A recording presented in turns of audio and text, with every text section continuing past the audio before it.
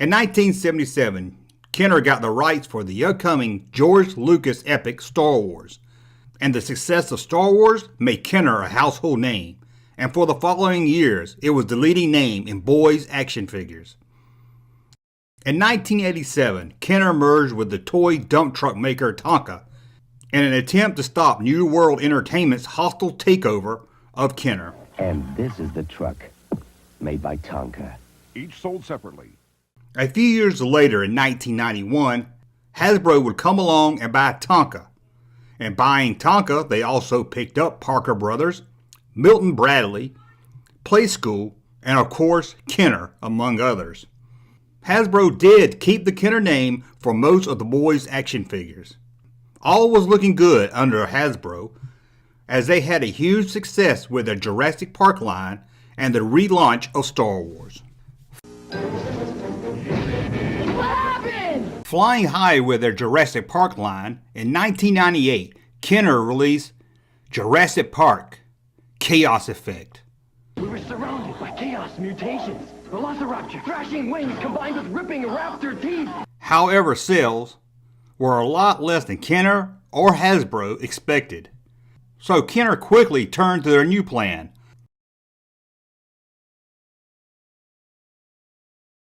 A new Jurassic Park line of glow-in-the-dark dinosaurs.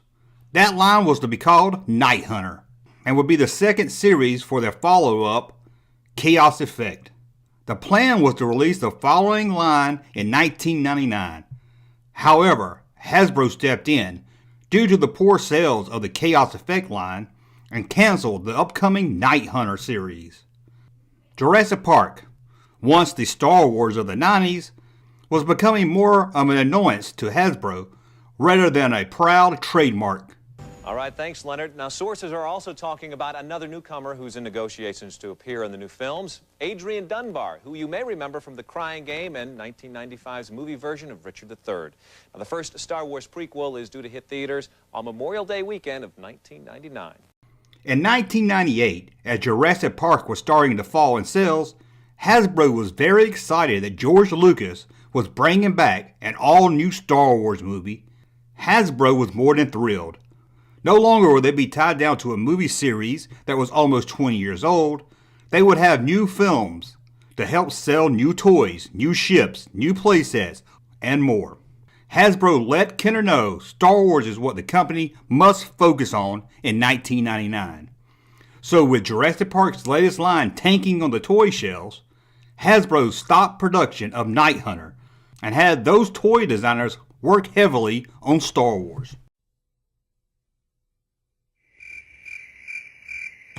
May the 2nd, 1999.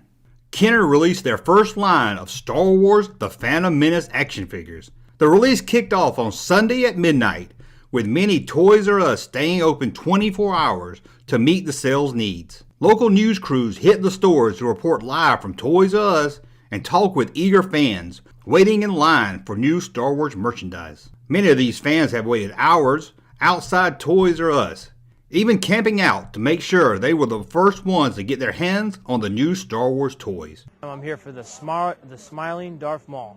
Let's go. I'm mainly looking for the figures. I think there'll be plenty of those to go around.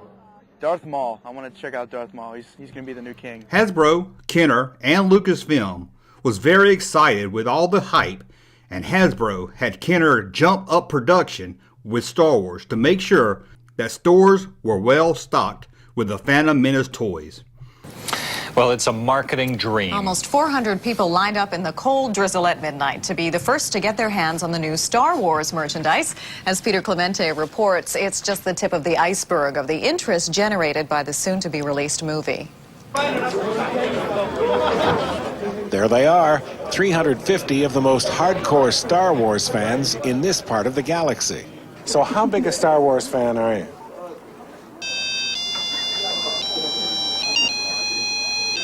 The last thing Hasbro wanted was stores to be empty. You got enough stuff, do you think? No, but I got a limit. Actually, I was only going to come here to buy one figure, but I ended up getting more now. Yeah, and I see you got the lightsaber there. Oh, yeah. I heard you guys talking about it, so I figured, well, might as well extend the credit limit a little. All right, get out your lightsabers. You just may have noticed that Star Wars, The latest episode opens nationally at midnight tonight. The hype surrounding this movie has been overwhelming. Now the question is, will it deliver? They're about to open the doors here in just a few minutes, and people are revved Some up. 2.2 million Americans from New York to May 16th, 1999. The Phantom Menace was finally here. Opening night of a movie Star Wars fans had waited 16 years for. However, the hype to many fans was a letdown. Thumbs way down. You didn't like it? No, I think I deserve a public apology from George Lucas. Even if the movie would go on to earn over $1 billion and become the biggest film of 1999, many fans felt let down. The gravy train of new Star Wars collectors seemed to die down within weeks. Kenner had flooded stores with Star Wars The Phantom Menace toys. Walmart, Target, Toys R Us, and almost all retailers found themselves with tons of Star Wars backstock. The action figure line that made Kenner what it was now killing Kenner. Grab control of a pod racer and hang on for the race of your life. What was Hasbro to do? Star Wars wasn't dead, but they did overthink how much it would sell. With plans for a new Star Wars film in 2 years, Hasbro didn't want to make the same mistake again. In the year 2000, Hasbro decided to close down Kenner, the company so many Star Wars and toy fans grew up with. About 100 of Kenner's staff was transferred to Hasbro. 420 were laid off.